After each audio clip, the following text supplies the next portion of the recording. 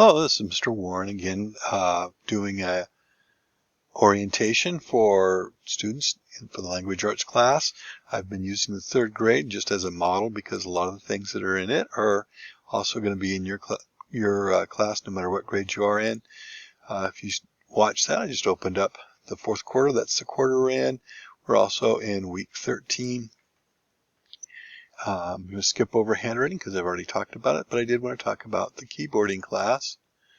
So when you click into keyboarding, it's going to ask you to type in your username and your password, which you could do right here. You can see that we've logged in now as a trial student. And what I wanted to show you is that when you first come on, the first place you're going to want to go to is where it says Learn. When you click on Learn, it's going to bring up these exercises that you can do. But the first thing that I really want you to do is this initial test.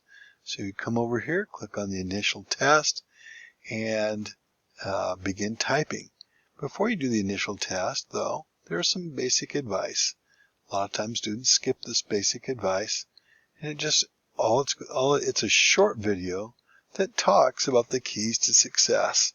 It talks about your position, how it's critical, and how using both hands is also important.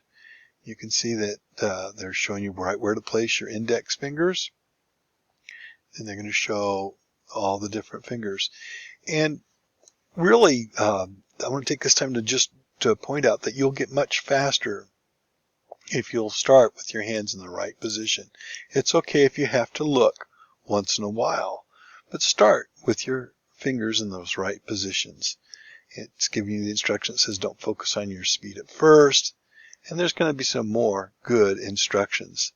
We're going to go right back to this page. All I did was I clicked on Learn. You can see these are all the different things that you'll be working on. But because typing is a timed activity, this is where you can find out how much time you have been in the program. And we haven't done any activity, so that's why it's saying there's no score here.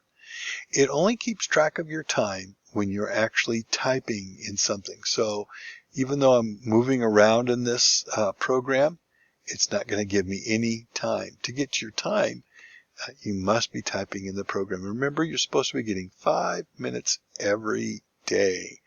All right, thank you. That's all I have for the typing.